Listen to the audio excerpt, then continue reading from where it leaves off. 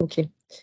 Euh, donc déjà, avant de commencer, juste un petit point d'attention pour vous prévenir qu'on va enregistrer cette session pour permettre à toutes les personnes qui ne pouvaient pas être présentes ce matin de pouvoir rattraper le replay.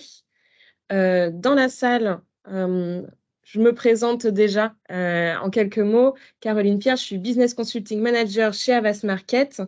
Havas Market qui est l'entité performance et e-commerce du groupe Havas. Mission première d'Havas Market qui est d'accompagner les annonceurs sur maximisation et mesure des objectifs business. Et je suis accompagnée ce matin de Thomas Chénaud. Je te laisse te présenter. Merci, bonjour à tous. Thomas, donc, je suis partenaire chez Havas DBI, qui est l'entité Data Consulting d'Havas Media. Et je te laisse présenter Benoît. Et bonjour, je suis Benoît, le fondateur et le patron de la société Sœur Data. Donc, on est parti. Si vous êtes connecté ce matin, c'est que, comme nous, vous êtes animé depuis quelques temps déjà par la problématique de la perte de la donnée, qui a deux principaux facteurs. Déjà, l'évolution des plateformes avec la fin programmée des cookies et aussi l'évolution de la législation avec le RGPD. Et comme vous l'imaginez, chez Havas Market, c'est un sujet qui pour nous est central puisque ça touche directement notre cœur de métier sur l'optimisation des activations digitales performance. Mais au-delà de l'aspect vraiment pur média, vous avez dû suivre l'actualité. Il y a eu un certain nombre d'amendes qui ont été prononcées par la CNIL pour différentes entreprises pour non-conformité au RGPD sur des questions de consentement, de récolte de données, de manquement d'informations. Et je pense notamment à différents exemples comme Apple, TikTok ou Microsoft pour lesquels la CNIL a prononcé des amendes assez élevées. Et récemment, un autre exemple, c'est en février dernier, un gestionnaire de site web français a été mis en demeure par la CNIL en cause le transfert de données aux États-Unis, qui est jugé comme illégal par la CNIL. Et ce cas-là, il est directement lié au Privacy Shield. Si je reviens un petit peu très très rapidement à la genèse du Privacy Shield, qu'est-ce que c'est? C'est un mécanisme d'auto-certification pour les sociétés qui sont établies aux États-Unis et qui avait été reconnu par la Commission européenne comme offrant un niveau de protection suffisant pour le transfert des données depuis l'Europe jusqu'aux États-Unis. Le Privacy Shield a été mis en place en 2016 et a été invalidé par la Cour de justice de l'Union européenne en juillet 2020, ce qui nous laisse dans un vide juridique. Et du coup, la conformité RGPD se lie directement aussi à cette absence de garantie juridique sur le transfert des données depuis l'Europe jusqu'aux États-Unis. Donc, on va dédier cette matinée à la présentation des solutions de proxification pour accompagner cette mise en conformité. Je vous laisse. Merci Caroline.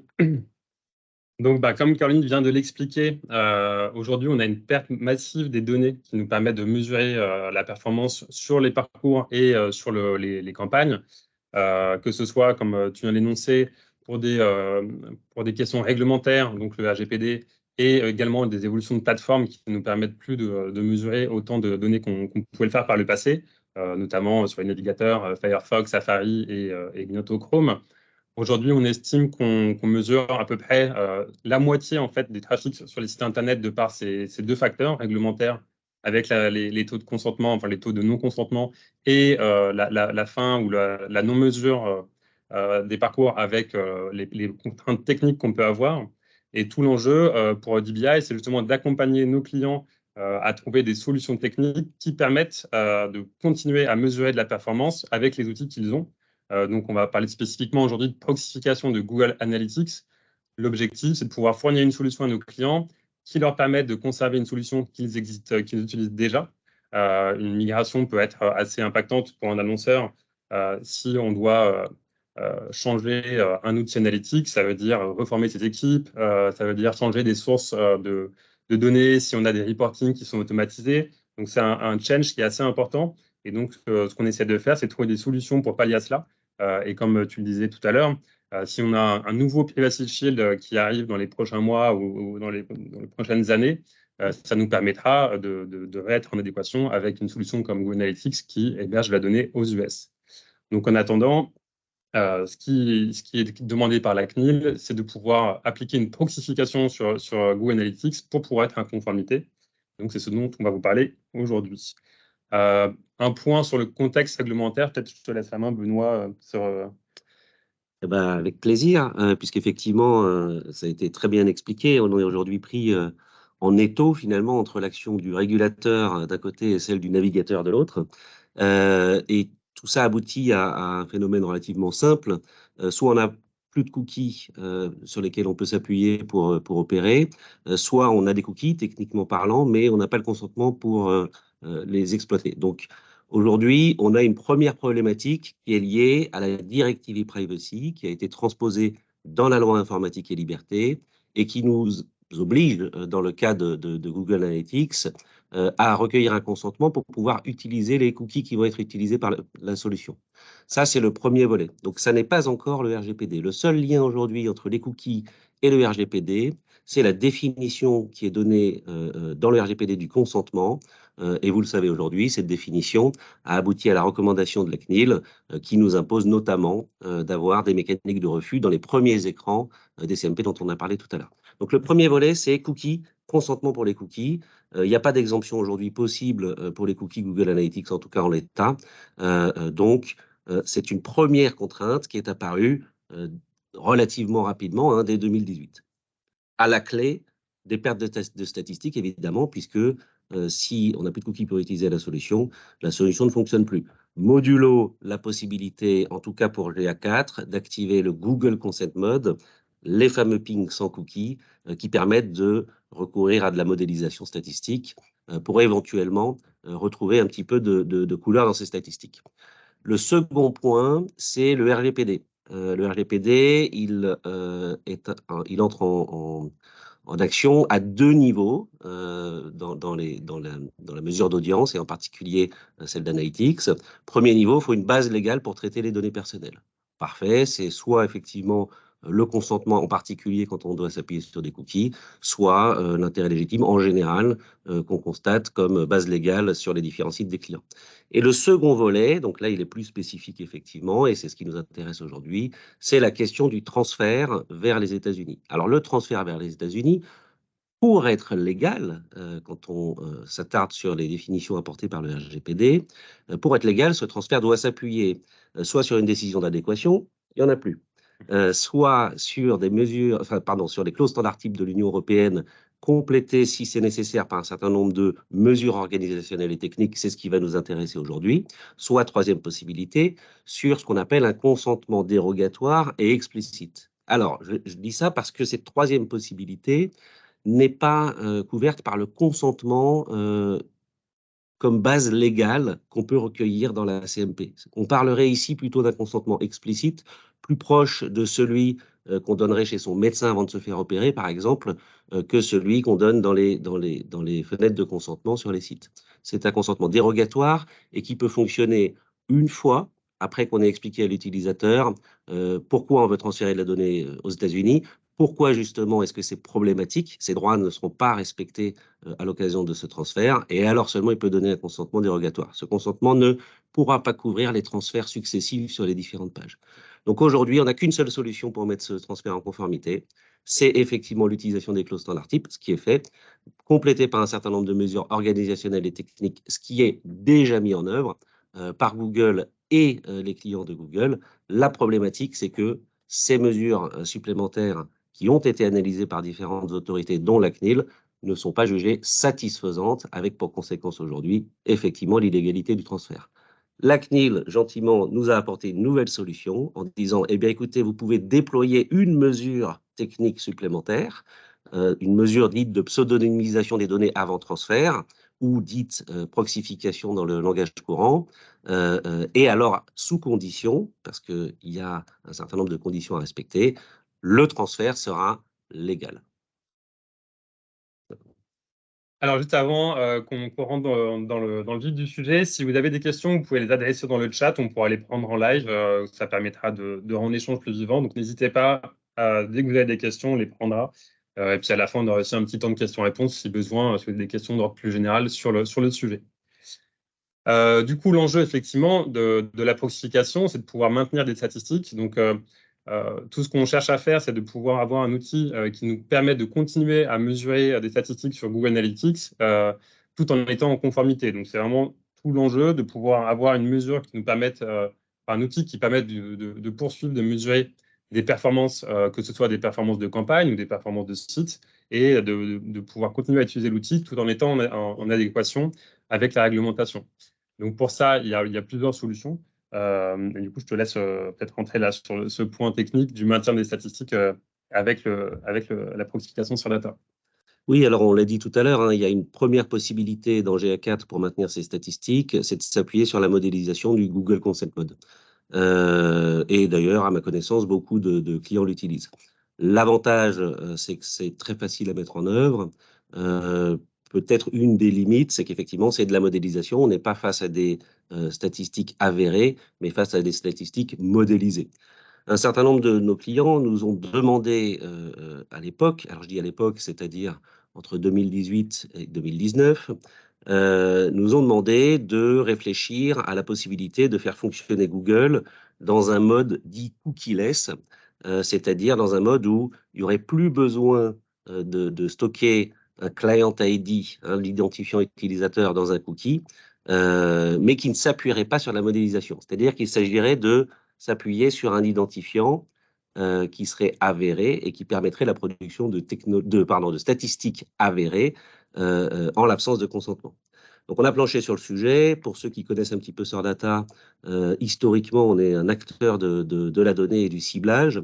On a déployé un certain nombre d'outils et de savoir-faire dans le respect de la vie privée, notamment une consent management plateforme. Et cette problématique de la gestion, soit de la, je dirais, de l'individualisation, donc de la capacité à individualiser des parcours, à individualiser des messages publicitaires, à individualiser des statistiques sans permettre nécessairement une identification, a été au cœur de la plupart de nos développements. Et donc, on a développé un savoir-faire sur la génération d'un identifiant dit cookieless, qui peut être pérenne au cours des chargements successifs de pages, sans avoir besoin d'être stocké dans le navigateur. Et puisque cet identifiant n'est plus stocké dans le navigateur, eh bien, nous n'avons pas besoin d'un consentement au titre de la directive e-privacy dont je parlais tout à l'heure, c'est-à-dire de la loi informatique qui oblige à recueillir un consentement pour les cookies. Et puisqu'on n'a plus besoin de ce consentement-là, eh bien, on peut réfléchir différemment sur le volet RGPD, et donc le traitement de données personnelles, pour pouvoir traiter des données en l'absence de consentement. C'est d'ailleurs la même problématique que le Google Consent Mode, hein, puisque quand des données sont traitées pour faire de la modélisation, eh bien, il faut tout de même une base légale, donc ça va être la même logique exactement. Donc la différence entre les deux modèles, c'est que l'un s'appuie strictement sur des données non individualisantes qui, ensemble, vont devenir individualisantes. Anciennement, on pouvait appeler ça vulgairement le fingerprinting. Je préfère le mot aujourd'hui machine learning parce qu'effectivement, ce fingerprinting ne s'appuie plus sur un identifiant individualisant. En revanche, la technologie de Sordata, c'est précisément de générer un identifiant en l'absence de consentement et qui ne sera pas stocké dans un cookie. Voilà, donc ça permet de faire fonctionner la solution effectivement sans consentement et c'était la première mission qu'on nous avait confiée. Je précise qu'aujourd'hui, dans le cadre spécifique de la question du transfert, cette technologie dite cookieless est activable sur option, c'est-à-dire qu'un certain nombre de clients souhaitent effectivement pouvoir traquer sans consentement, d'autres clients, pour des raisons qui sont excellentes, souhaitent ne traquer qu'après l'obtention du consentement. Dans ce cas-là, on ne fait pas tourner la partie cookieless de la technologie. Je fais un rappel du coup sur nous, la recommandation qu'on fait pour pouvoir continuer à utiliser un outil comme Google Analytics. C'est une recommandation de solution technique. La décision juridique appartient évidemment au client avec son DPO de faire un choix sur la technologie et son paramétrage. Nous, on apporte des recommandations de solutions et après, c'est bien sûr à l'annonceur et au client de faire un choix, de valider la conformité et le paramétrage qui peut en être fait par rapport à ses besoins. Thomas, Benoît, je vous coupe déjà. On a deux petites questions et je me permets de vous les donner en live. Une première question sur l'histoire des données transférées aux US concerne donc aussi le trafic consenti. Est-ce que c'est bien le cas? Donc, comme je précisais tout à l'heure, hein, la notion de consentement pour comme base légale du transfert n'est pas le même consentement comme base légale de traitement des données. Donc effectivement, aujourd'hui, la question du transfert est totalement indépendante de la base légale. Quelle que soit la base légale du traitement en Europe, le transfert doit être sécurisé. Donc données dites consenties ou non, c'est la même chose. Et une deuxième question, est-ce que l'identifiant cookieless correspond à un identifiant qui serait du côté serveur? Précisément, donc c'est un identifiant qui va être généré côté serveur. Donc, si l'allusion, c'est de faire une comparaison avec les identifiants, par exemple, qui pourraient être utiles pour le GTM server-side, c'est pas tout à fait la même chose. GTM server-side va s'appuyer sur un cookie, donc un identifiant stocké dans un cookie. Là, on parle véritablement d'un appel qui va être fait, qui va pouvoir permettre de renvoyer une réponse. Dans cette réponse, il y aura l'identifiant qui va être utilisé en live sur la page. Et cet appel va être refait sur la page d'après, appel distant, génération effectivement d'un identifiant en server-side, renvoi de l'identifiant, utilisation sur la page. Hein, donc, en l'absence de consentement, on va juste le générer sur chaque page plutôt que le stocker dans un cookie. Alors, si on rentre maintenant dans la sécurisation des transferts, l'enjeu, c'est de pouvoir avoir donc une sécurisation des transferts à la fois, comme tu viens d'en parler, sur la partie transfert des données vers les US et le stockage de ces données-là qui sont également qui sont stockées aux États-Unis. L'enjeu, comme on l'a expliqué au début de présentation, c'est de pouvoir répondre à la réglementation et aux recommandations de la CNIL de ne pas envoyer de données personnelles sur des serveurs qui sont hébergés en dehors de l'Union européenne et de ne pas avoir la possibilité pour des autorités américaines de pouvoir réidentifier un individu sur la base d'un ID ou Analytics avec d'autres solutions qui pourraient être d'autres solutions type Google Ads ou d'autres solutions publicitaires. Donc, tout l'enjeu, c'est d'avoir des données qui sont envoyées et stockées aux États-Unis qui ne soient pas exploitables pour faire de l'identification avec d'autres solutions. Est-ce que tu veux en dire un mot Vaste sujet, ouais. Vaste sujet, et je pense qu'effectivement, il est au cœur du problème. Et peut-être qu'on peut s'attarder une minute justement sur cette question ou plus, sur cette question du transfert et pourquoi il est problématique. Donc, pour vulgariser l'explication, grosso modo, en tant qu'Européens, on bénéficie d'un certain nombre de droits sur le sol national, européen et même beaucoup plus largement, parmi lesquels, par exemple, des droits d'accès, des droits de suppression, des droits de rectification, etc. Ces droits dont nous jouissons, il faut qu'ils nous soient garantis à l'occasion des transferts. Donc, dans un certain nombre de cas, différents pays, par exemple aujourd'hui le UK, qui ne fait plus partie de l'Union européenne, donc il y a une décision d'adéquation.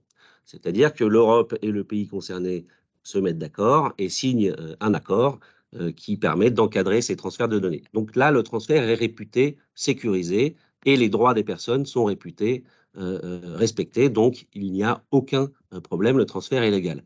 Problème, on l'a vu, cette décision d'adéquation qui existait entre les États-Unis et l'Europe a été invalidée, 2 fois déjà même. Donc aujourd'hui, le transfert n'est plus réputé conforme. Pourquoi? Eh bien, en fait, parce que la réglementation américaine autorise, c'est particulier, mais les services de renseignement à soit intercepter les données à l'occasion du transfert, soit une fois que les données sont arrivées et sont stockées, en l'occurrence chez Google, mais c'est valable pour les différents acteurs américains, eh bien, ils peuvent faire une demande d'accès ciblée. Quelle est la différence? La différence, c'est à l'occasion du transfert, ce n'est pas spécifiquement les données Google Analytics qui sont impactées, c'est l'intégralité des données qui vont transiter vers les États-Unis. Là, pour schématiser, on a des services de renseignement qui écoutent le cap transatlantique avec un stéthoscope et qui peuvent tout entendre. C'est pas une blague, c'est-à-dire qu'il y a eu des scandales révélés par Snowden, par exemple, le programme Prism, etc. Donc, c'est une réalité. Les services de renseignement peuvent écouter l'intégralité des données qui transitent, et puisqu'ils le peuvent, les autorités de régulation en Europe disent qu'ils le font. C'est vraiment l'effet Minority Report du RGPD, mais c'est possible que ce soit intercepté, donc c'est réputé intercepté. Ensuite, il y a les données qui sont arrivées et qui sont stockées chez Google. Alors là, les services de renseignement ne peuvent pas dire à Google, donnez-moi toutes les données que vous avez dans vos systèmes d'information systématiquement et sans vérification. Non, ils doivent faire une demande d'accès ciblée, c'est-à-dire sur un individu identifié nominativement ou identifié de manière suffisamment précise pour que on soit sûr que ça n'est ni un individu de nationalité américaine, ni un résident sur le sol américain. Ça, c'est extrêmement important. Les services de renseignement peuvent demander à Google toute la donnée relative à ma personne, par exemple, Benoît Oberlé, donc en disant « Donnez-moi tout ce que vous avez sur benoîtoberle@gmail.com », par exemple, ou relative à une adresse IP, par exemple, en démontrant que cette adresse IP concerne quelqu'un qui serait localisé en Europe, par exemple, mais en tout cas pas aux États-Unis, etc. Tout ça pour dire que ça n'est pas un accès systématique et garanti quand on parle des données stockées. Hein, donc, aujourd'hui, on a une contrainte, c'est qu'il faut empêcher les services de renseignement d'accéder à ces données. Ou, si on ne peut pas l'empêcher, il faut que les données auxquelles ils accèdent ne permettent pas d'identifier l'individu. Ça, c'est vraiment pour rappeler le concept. Donc, comment est-ce qu'on va faire? Premier point, à l'occasion du transfert, on ne pourra pas empêcher l'accès à ce qu'on appelle les métadonnées. Peut-être que tu veux avancer dans la slide, mais on ne pourra pas empêcher l'accès aux métadonnées. Donc, ce qu'on va faire, c'est qu'on va substituer des informations relatives à des serveurs localisés en Europe à celles de l'utilisateur. Et c'est précisément le rôle de la proxification. On va mettre un serveur intermédiaire entre le navigateur du client et les serveurs de Google qui permettront de changer ce qu'on appelle les métadonnées. Qu'est-ce qu'on trouve dans les métadonnées? L'adresse IP de la personne. On va trouver, par exemple, l'URL de la page sur laquelle elle se trouve, avec potentiellement dedans un GCLID, des UTM, etc. On va trouver un user agent, pardon, donc des informations sur le navigateur. Donc, on va trouver un ensemble de données qui, prises individuellement ou ensemble, permettront aux services de renseignement d'identifier la personne. Voilà. Puisqu'on veut empêcher cette identification, on supprime toutes ces données. Comment on fait? En mettant un serveur intermédiaire et on n'empêchera pas donc l'accès à la donnée à l'occasion du transfert, puisqu'ils ont le stéthoscope.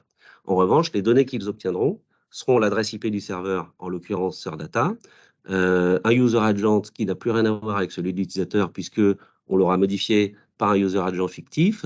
On aura supprimé l'URL, on aura supprimé les référeurs, etc. Donc, en fait, on aura appliqué strictement sur ce volet-là les recommandations de la CNIL pour empêcher l'accès à des données qui permettront d'identifier.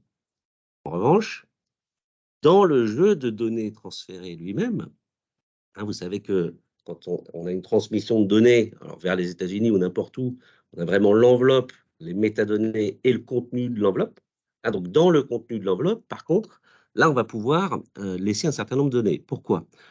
Parce que ce contenu ne pourra pas être intercepté. Hein, ce qui va être intercepté, c'est le contenant, mais le contenu va rester sécurisé. Et ce volet-là hein, de la sécurisation, d'ailleurs, Google le documente très bien. Donc, Thomas disait à juste titre, on ne peut pas prétendre à la conformité du transfert, on peut aider le DPO à conclure à cette conformité. Et effectivement, là, il y a un certain nombre de documentations qui sont fournies par Google et on peut les compléter, qui permettent de le faire, à mon sens. Donc, dans le jeu de données transférées, on va pouvoir conserver un certain nombre de données à une condition qui est fondamentale, c'est que ces données ne doivent plus être signifiantes pour Google. C'est-à-dire qu'elles vont rester des données personnelles. C'est d'ailleurs pour ça qu'on parle de données pseudonymes et non pas de données anonymisées. Elles vont rester des données personnelles pour vous en tant que client. Pour vous, elles auront un sens. Vous pourrez les rattacher à un individu. En revanche, il ne faut pas que Google puisse, à partir de ces données, identifier la personne.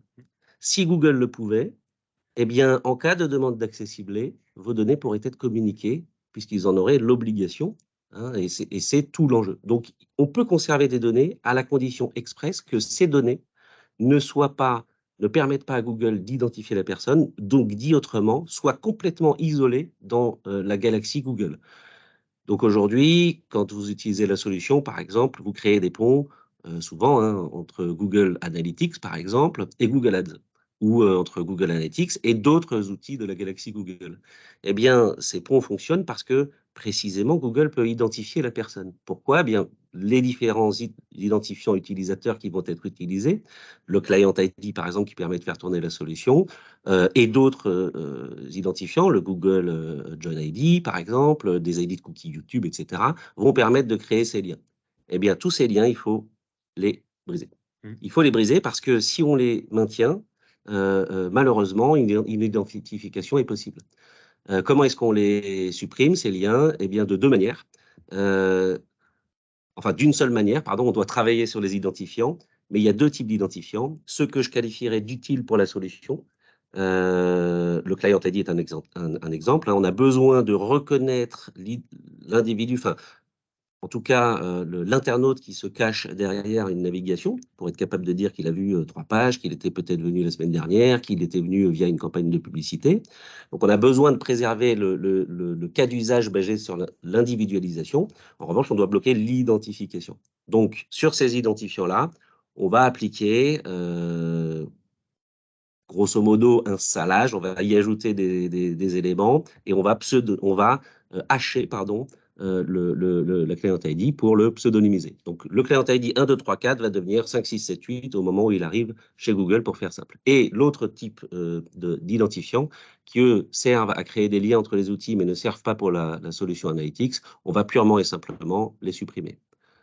En fait, tout l'enjeu, c'est vraiment de pouvoir être en conformité avec la pseudonymisation des ID dont tu as parlé. Mais par contre, pour nos clients, c'est de pouvoir continuer à utiliser Google Analytics pour faire de la mesure de performance. Donc, l'avantage de pouvoir proxifier tout en ayant ce paramétrage, c'est de ne pas rendre la solution obsolète parce qu'on ne pourra plus suivre d'utilisateurs sur vos sites avec Google Analytics, mais vraiment de pouvoir continuer à l'utiliser comme aujourd'hui pour la partie mesure. C'est-à-dire, je peux identifier des performances en provenance d'une campagne, en provenance d'une stratégie, des différents canaux d'acquisition, des différentes sources de trafic. Les KPI, les conversions qui vont être réalisées sur mon site, tout cela, ça va continuer à fonctionner.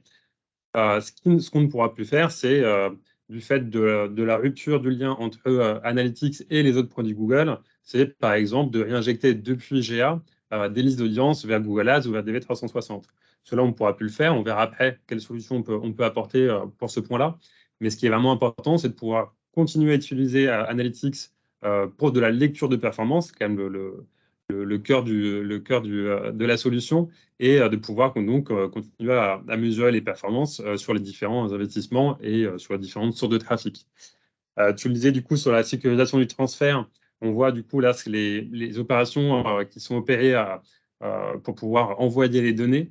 Il y a certaines choses qui sont déjà mises en place côté GA, que ce soit sur Universal ou la nouvelle version GA4, notamment la truncature de l'IP. Et pour pouvoir être donc en adéquation, si je passe sur la suite, je peux laisser après peut-être rentrer dans le détail des différentes ID qui sont pseudonymisées ou supprimées. C'est ce qui permet du coup d'être en conformité avec la réglementation pour aller plus loin justement et ne plus avoir ce lien entre Analytics et les autres produits Google. Ça, c'est vraiment ce qui est demandé par la CNIL et ce qu'on doit faire pour pouvoir être mis en conformité et continuer à utiliser la solution. Est-ce que tu veux peut-être faire un point sur les différents ADI qui sont supprimés et justement, ces ADI supprimés, comment on va pouvoir continuer à utiliser la solution malgré qu'on a une perte d'information à ce niveau-là? Alors, sur la suppression, justement, on n'ira pas plus loin que la suppression. En revanche, tu as raison sur un point, c'est la question de la possibilité de continuer à utiliser, par exemple, Google Ads grâce à des listes de remarketing qui sont produites dans Google Analytics. Alors là, il y a plusieurs éléments dans la réponse. Le premier élément technique, il est simple. Hein, j'ai un identifiant utilisateur 1, 2, 3, 4. Il arrive chez Google, il est devenu 5, 6, 7, 8. Donc, quand Google va traiter la donnée, 1, 2, 3, 4, il ne le connaîtra pas pour Analytics. En revanche, à l'inverse, pour Google Ads, il connaîtra 1, 2, 3, 4, mais il ne connaîtra pas 5, 6, 7, 8. D'accord? Donc, quand Google va traiter les données, il va produire l'audience, il va, parce que vous avez activé le transfert depuis Google Analytics vers Google Ads, il va chercher à pousser cette audience automatiquement chez Google Ads. Et là, ça ne marchera plus. Ça ne marchera plus puisqu'il dira à Google Ads, bah, tiens, l'individu, enfin l'identifiant 1, 2, 3, 4, 5, 6, 7, 8, pardon, il faut le recibler, mais Google Ads ne le connaîtra pas. Donc là, techniquement parlant, qu'est-ce qu'il faut faire? Eh bien, il faut ajouter une étape intermédiaire dans ce qui fonctionne aujourd'hui automatiquement et qui ne fonctionnera plus automatiquement, qui consiste à aider Google Analytics et Google Ads à communiquer. Comment est-ce qu'on va faire? Eh bien, on va prendre la liste de remarketing, l'exporter depuis Google Analytics, l'importer en Europe. Alors, autant l'export des données vers les États-Unis est problématique, autant le réimport de vos données vers l'Europe ne l'est pas. Et en Europe, vous allez traiter ces données avec une finalité soit de mesure d'audience, soit publicitaire par exemple, pour laquelle vous aurez recueilli un consentement en amont dans votre CMP. Hein. Donc la légalité de ce réimport ne se questionne pas aujourd'hui. Vous rapatriez les données, 5, 6, 7, 8, et grâce à une table de correspondance, vous reviendrez à l'identifiant d'origine 1, 2, 3, 4, et là vous pourrez en faire ce que vous voulez. Donc soit produire d'autres statistiques, soit pousser ça dans des plateformes programmatiques, soit pousser ça chez Google par exemple, si vous estimez que ce transfert est conforme, bien sûr. Hein, n'oubliez pas que on est face à des transferts successifs, donc si vous ressortez la donnée d'Europe, il faut bien sûr une base légale pour le faire. En tout cas, voilà, c'est possible techniquement. Et c'est possible donc juridiquement, comme je viens de l'expliquer. Maintenant, si on fait un petit point du coup sur tout ce dont on vient de parler, quelles sont les conséquences de la mise en conformité avec la solution de proxification? Donc ça, c'est pour faire un peu un récapitulatif.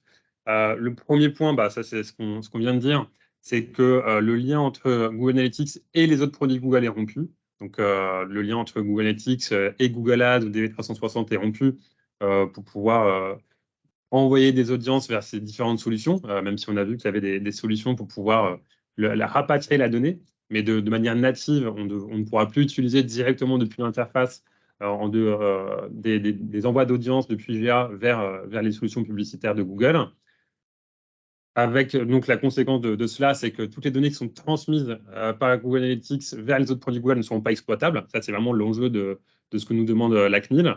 Et donc, toutes les données dans l'autre sens qui sont reçues par GA depuis les autres produits Google ne sont pas non plus exploitables. Concrètement, comme tu viens d'expliquer, un ID GA ne pourra pas correspondre à un ID sur Google Ads ou DV360 parce que c'est ce que nous demande la CNIL afin que les autorités ne puissent pas réidentifier un individu sur la base d'un ID GA ou d'un ID Google Ads. Par contre, et c'est là où je trouve que c'est la solution de proxification sur data est très intéressante, c'est qu'on peut relocaliser les audiences en Europe pour pouvoir faire du ciblage. Et donc là, vous permettez d'avoir une solution. Alors, je te laisserai rentrer dans le détail, mais soit une table de correspondance qui est hébergée chez le client, soit sur des serveurs sécurisés en Europe chez CyRData, pour pouvoir exploiter les audiences à des fins de ciblage. Donc, pour pouvoir réactiver ces audiences, malgré tout, en dehors de Google Analytics, qui ne sera plus du coup opérant pour ces fonctionnalités-là. Et donc ça fonctionne à la fois sur la version Universe Analytics actuelle et sur Google Analytics 4. Je pense que c'est extrêmement bien expliqué, mais je dois insister sur un point fondamental. Le lien entre Google Analytics et les autres outils Google va être purement et simplement rompu. Hein, donc, si aujourd'hui vous avez par exemple des statistiques dans Google Analytics qui s'appuient sur des données issues de Google Ads, ça ne fonctionnera plus. Si vous avez des statistiques produites grâce au Gclid dans Google Analytics, ça ne fonctionnera plus. Hein, donc, il va être nécessaire, par exemple, si ça n'est pas ce que vous faites, d'opérer un double tracking des liens sponsorisés. Google va pouvoir s'appuyer éventuellement pour la partie Google Ads sur le Gclid d'un côté, mais en tout cas pour la partie Analytics, il faudra s'appuyer sur les ITM. Donc, on aura peut-être la nécessité de revoir les liens sponsors pour vérifier qu'il y a bien un marquage automatique d'un côté pour la première solution et un marquage manuel pour la seconde, hein, Gclid versus UTM. Parce que sinon, effectivement, eh bien, les données n'apparaîtront plus dans les rapports. Voilà. Donc, c'est possible de maintenir, selon nous, des données et une réelle efficacité de l'outil Analytics, mais cette efficacité va être autonome, hein, complètement isolée en vase clos du reste. En revanche, effectivement, on peut réapporter des données, on peut faire sortir des données de fichiers Analytics, et alors là, on est tout à fait libre on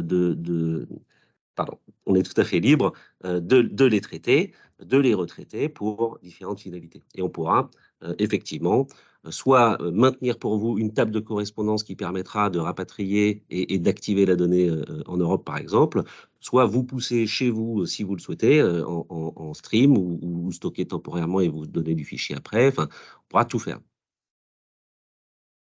Il y a quelques petites questions qui sont arrivées depuis tout à l'heure. Déjà, je crois que ta référence à Minority Report a bien plu. Bravo. Une question sur est-ce qu'il y a un nouvel accord entre l'Union européenne et les États-Unis qui est bien en cours? En tout cas, il y a beaucoup de discussions. Il y a beaucoup de discussions et on peut le souhaiter, hein. Alors, je sais qu'aujourd'hui, je viens parler d'un service Sir Data, par exemple, qui permet de sécuriser ces transferts. En réalité, Sir Data est une boîte, hein, je le disais tout à l'heure, qui est plutôt historiquement dans la tech. L'intégralité de nos plateformes partenaires sont en général soit US, soit impliquent des transits vers les US. Donc, comme vous, j'ai aujourd'hui une épée de Damoclès sur la tête. Donc, je le souhaite. Donc, c'est plutôt un sujet que je suis. Alors, aujourd'hui, on a des déclarations d'intention, on a des premiers éléments qui ont été signés, qui sont en cours d'instruction. On sait que ça pourrait en effet voir le jour prochainement. Alors, quand on dit prochainement, c'est peut-être d'ici 6 mois à 12 mois. On sait aussi que potentiellement, l'accord serait un peu faible sur un certain nombre de points et le rendrait vulnérable pour une nouvelle attaque par ce fameux Max Schrems, donc c'est l'association Neubi, qui a déjà attaqué les 2 premiers accords et réussi à les faire invalider 2 fois. Donc en gros, ce qu'on aimerait, c'est un accord rapide, mais qui puisse tenir ce coup-ci. Et malheureusement, il y a pas mal d'inquiétudes qui sont soulevées sur le point, parce que eh bien, la réglementation américaine n'a pas suffisamment évolué pour qu'on puisse, ici en Europe, considérer que eh bien, les droits des personnes sont respectés. Donc, malheureusement, j'aimerais être très rassurant, mais je ne peux être que moyennement rassurant sur le sujet. Une autre question sur un point de vue juridique, est-ce que les États-Unis peuvent-ils pas exiger d'avoir l'adresse IP initiale de l'internaute en cas d'enquête de leur côté? Ah, tout à fait, ils peuvent exiger beaucoup de choses. Donc, ce serait effectivement une demande d'accès ciblé. Hein, la demande d'accès ciblé pourrait porter sur une IP. Ou autrement dit, bonjour Google, je veux toute la donnée relative à telle adresse IP. C'est précisément pour ça qu'on ne va pas la transférer. On va supprimer l'adresse IP des métadonnées pour empêcher l'accès direct à l'occasion du transfert, et on va supprimer l'adresse IP du jeu de données transféré pour empêcher Google, enfin, il ne voudrait pas répondre, hein, rassurez-vous, mais pour en tout cas empêcher que Google puisse répondre à cette demande. Hein, donc l'adresse IP 1.2.3.4, par exemple, va devenir au minimum et systématiquement 1.2.3.0, et potentiellement, si vous le décidez, on pourra même tronquer aux 2 derniers octets, voire complètement la supprimer. Pourquoi c'est intéressant de la tronquer et de remplacer le dernier octet par un 0? Eh bien, pour 2 raisons. La première, c'est qu'on empêche effectivement éventuellement une identification de la personne. Et la deuxième, c'est qu'en fait, on empêche la demande d'accès. On empêche la demande d'accès parce que les services de renseignement peuvent faire une demande d'accès, je le disais tout à l'heure, sur une personne identifiée ou identifiable dont on peut démontrer qu'elle n'est ni américaine ni résident sur le sol américain. L'adresse IP qui finit par un point 0 n'existe pas. Donc, les services de renseignement ne peuvent pas démontrer que la personne n'est pas américaine ou ne réside pas sur le sol américain. Et donc, la demande d'accès sur une adresse IP qui finit en point 0 ne peut pas être effective. Et l'intérêt de supprimer uniquement le dernier octet, donc de tronquer l'adresse IP, c'est de pouvoir conserver pour des rapports, pour l'utilisation de la solution, on va pouvoir continuer à mesurer la localisation des individus au niveau de la ville ou de la région, ce qu'on fait déjà hein, pour les campagnes ou pour les campagnes marketing qui peuvent être localisées. Je vais targeter une région spécifique ou un pays ou un continent. On va pouvoir continuer à faire ces cas d'usage dans le VA. Ce dont on n'a pas besoin, c'est d'avoir l'adresse précise. De toute façon, on n'y a pas accès. Il y a l'adresse complète, c'est ce que les autorités peuvent faire. Donc, en fait, en termes de cas d'usage, le fait de supprimer une partie de l'IP, ça nous permet de poursuivre les mêmes cas d'usage qu'on a aujourd'hui sans proxification et donc de pouvoir faire une mesure, comme je disais, au niveau de la région ou de la ville. Donc, c'est parfaitement suffisant sans aller jusqu'à l'adresse précise d'un individu qui, de toute façon, n'est pas exploité dans la solution aujourd'hui, mais qui pourrait l'être sur des demandes ciblées. Et une dernière question assez longue que je vais essayer de retranscrire sur Enfin, je vous lis la question plus simplement. J'ai cru entendre que le serveur de proxification pouvait aussi permettre de supprimer le gclean. En le modifiant, ne perdons pas la possibilité de lier la performance des campagnes via les données size-centriques. Sans le modifier, cet ID ne permet pas à Google de lier les données user, étant donné que il connaît l'ID user qui a vu cette ad et du coup l'ID pseudonymisé sur le site centrique. Et un petit edit, si j'ai bien compris à la fin de ton explication, Benoît, ta recommandation est de repasser plutôt sur les ETM que sur les gclean exact. Alors, ma recommandation est effectivement d'utiliser les UTM. Pourquoi? Parce que par défaut, au niveau du proxy, on va pseudonymiser ce gclead. C'est-à-dire que le gclead présent sur la page sera différent du gclead reçu par Google. En fait, le gclead reçu par Google ne lui permettra plus de faire quoi que ce soit. On le laisse, certains clients nous ont demandé de le laisser parce que le fait que lier le paramètre gclead peut vouloir dire quelque chose, par exemple que ça vient d'une campagne de pub, mais le gclead en lui-même va être identifiant et user-centric, donc va contenir des données qui potentiellement, elles, seront user-centric, donc on doit le pseudonymiser. Vous pouvez le supprimer complètement si vous le souhaitez, mais par défaut, il sera pseudonymisé. Et il n'y a pas la possibilité de le transmettre en clair. Donc effectivement, pour traquer des informations publicitaires dans Google Analytics, il sera nécessaire d'activer le marquage manuel, donc les fameux UTM. Donc, si maintenant on passe sur l'aspect setup de la solution, donc on l'a déjà dit, donc la solution de proxification de Data est compatible avec Universal Analytics et GA4. On l'a testé sur les deux versions. Vous avez une plateforme unique pour pouvoir faire le setup. On a vu un petit screenshot tout à l'heure de ce qui est paramétré par défaut et ce qu'on peut aller paramétrer sur le choix qui est fait au niveau d'IPO. Les serveurs sont hébergés en Europe pour la partie Data. Et pour le déploiement, c'est un tag à déployer sur votre site via votre TMS. Donc, ça peut être via GTM, via Tag Commander, via n'importe quel TMS. Un script qu'on va mettre sur toutes les pages. Le script doit être appelé avant, évidemment, le tag GA pour pouvoir proxifier la donnée. Et donc, c'est un setup qui se fait relativement rapidement pour pouvoir mettre en conformité, en tout cas, tous les transferts dont on a parlé tout à l'heure. Il y a également un paramétrage à faire avec la CMP. Il me semble, Ouais. pour pouvoir terminer le setup. Peut-être juste une précision, ce script dont on parle n'est utile que si vous activez la fonctionnalité cookieless. Si vous ne l'activez pas, c'est encore plus simple. Il y a vraiment 3 informations à rajouter dans les balises Google dans GTM. Hein, le fameux transport URL pour ceux qui connaissent, qui permettra de dérouter justement le ping Google Analytics via le proxy. Serveur en Europe, oui, c'est une condition fondamentale. Hein. Rappelez-vous que cette pseudonymisation des données doit être réalisée en Europe avant le transfert.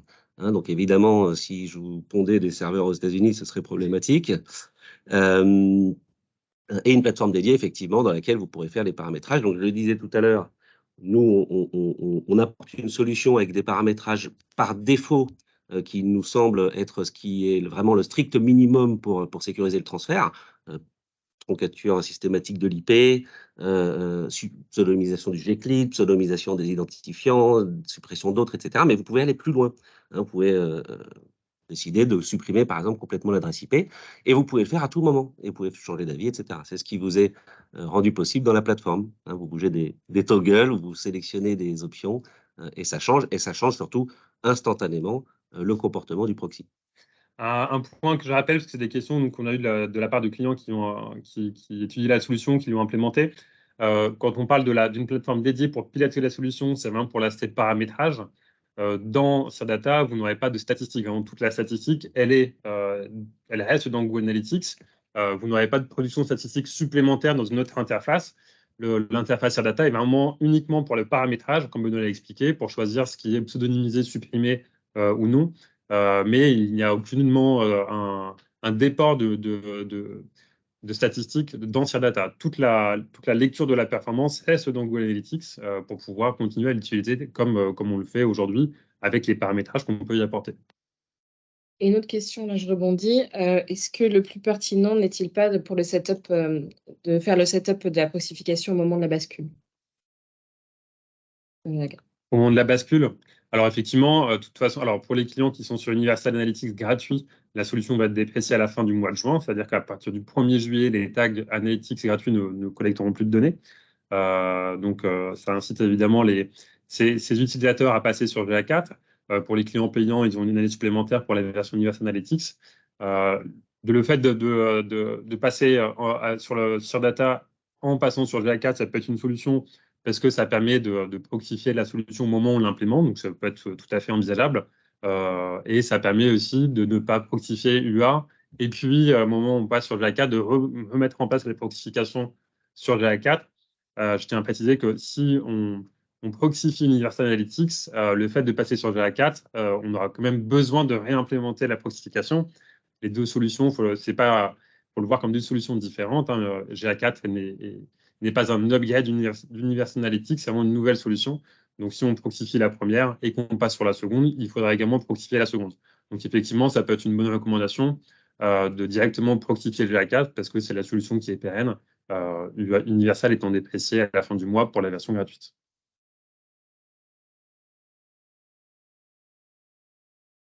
Du coup, on a terminé pour cette présentation. Si vous avez d'autres questions, on y répondra avec plaisir dans le chat. Je vais l'ouvrir aussi de mon côté. Justement, quelques dernières questions.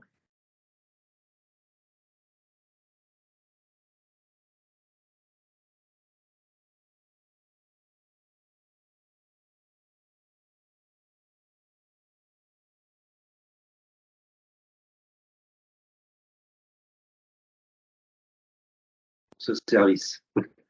On travaille avec AWS sur quelque chose de très précis qui a lieu à nos activités contextuelles. C'est vrai que Cerdata est aussi un acteur du contextuel, donc on est capable d'analyser le contenu des pages pour les classifier pour différents cas d'usage, notamment un ciblage publicitaire. Eh bien, ce qui va nous permettre de crawler ces pages est hébergé chez AWS. C'est tout. C'est tout. Sinon, pour être tout à fait honnête, on est plutôt un gros client consommateur de Google Cloud pour nos activités, notamment sur la production d'audience, etc., pour s'appuyer sur les API Google. Hein. En revanche, pareil, pour ce service spécifique, certainement pas. On est vraiment aujourd'hui face à une problématique relative à la mise en conformité d'un outil qui passe par un certain nombre d'étapes de sécurisation. Dans ces étapes, malheureusement, on doit tenir compte d'une réglementation américaine qui dépasse le FISA dont on parlait, on n'a pas mentionné, mais on en parlait tout à l'heure. Il y a d'autres réglementations américaines, le Cloud Act, le Patriot Act, qui rendent problématique le stockage de données en Europe, même chez des acteurs chez des acteurs qui sécurisent correctement leurs infrastructures. Hein, donc, aujourd'hui, spécifiquement pour le helper, non, on parle d'une infrastructure dédiée en France chez Scaleway, anciennement Online, c'est une filiale de Iliad, compris, et une autre infrastructure, parce qu'on redonde pour éviter les pertes de données si jamais une infrastructure avait une défaillance. Hein, on a déjà vu des data centers qui brûlent. En Allemagne, chez Ensner, un autre acteur, donc deux acteurs pure players européens, sans capitaux américains. C'était les dernières questions. N'hésitez pas à poser toutes vos questions. Pardon, le coup de setup à la grande gauche. Oui, c'est vrai. Je n'ai pas répondu, désolé. On parlait effectivement tout à l'heure, je n'ai pas insisté dessus, mais Thomas a mentionné le fait qu'il y a aussi une petite étape de synchronisation avec la CMP. Pareil, hein, c'est des traitements qui sont aujourd'hui scrutés par les autorités de régulation et, pour être honnête, par beaucoup d'associations de consommateurs qui regardent ce qui se passe et qui déposent des plaintes volontiers. Donc, il faut qu'on travaille correctement quand on déploie des outils pour sécuriser le transfert, et notamment l'adéquation avec la CMP va être très importante. Vérifier que si on travaille sur le consentement, ce consentement est bien respecté. Vérifier que si on s'appuie sur un intérêt légitime, par exemple, un droit d'opposition sera proposé et effectif. Hein, donc on va devoir coordonner les signaux de la CMP avec ceux du service. Voilà. Et donc tout ça va effectivement impliquer un coût de setup relativement modique et qui va dépendre de la CMP que vous avez sur le site. Si c'est une CMP Cerdata, c'est gratuit, c'est automatique. Si c'est une CMP compatible avec le fameux Transparency and Consent Framework, c'est 500 €. Et si c'est une CMP qui ne fonctionne pas dans le cadre du CF, ce sera 1 500 € le setup. Et ensuite, pour pour finir, juste le business model, c'est basé sur votre trafic. Donc, il y a une rate card, je crois, qui est sur votre site. Tout à fait. Selon le trafic que vous avez, donc c'est en nombre de hits mensuels, et une rate card pour que vous puissiez calculer le coût de la solution. Exactement. On n'est pas là pour facturer des fees ou des forfaits.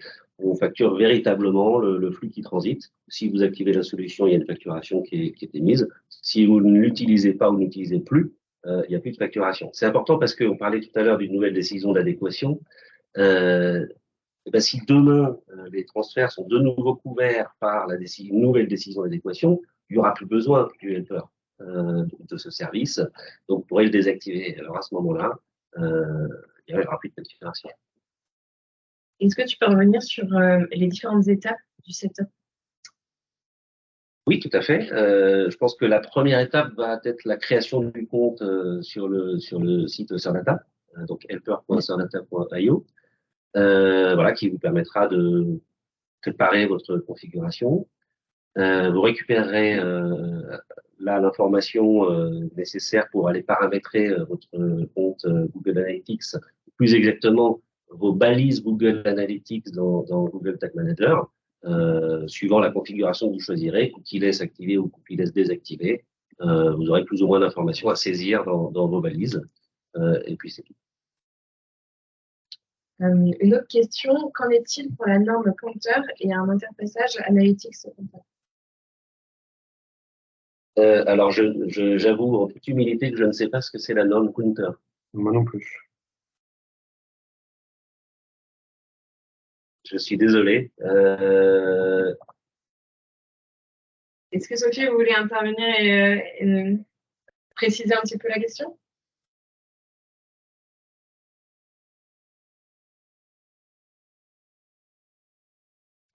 Une norme qui permet de suivre les statistiques d'usage des universités. Donc, si on parle d'un outil tiers qui s'appuie aujourd'hui sur des données issues depuis Google Analytics, il y a deux cas de figure. Soit cet outil va fonctionner en standalone avec les données Analytics, alors il ne sera pas impacté par la proxification. Soit cet outil va devoir opérer des recoupements de données, et ces recoupements de données vont être centralisés sur des identifiants utilisateurs.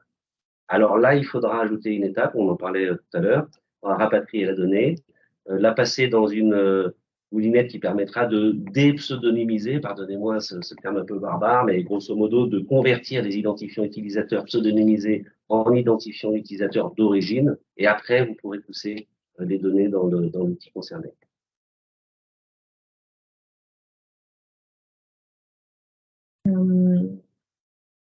Parfait. Si vous avez d'autres questions, n'hésitez pas. Est-ce que ça répond à la question déjà? Oui, merci. Parfait. Ouais, j'ai vu.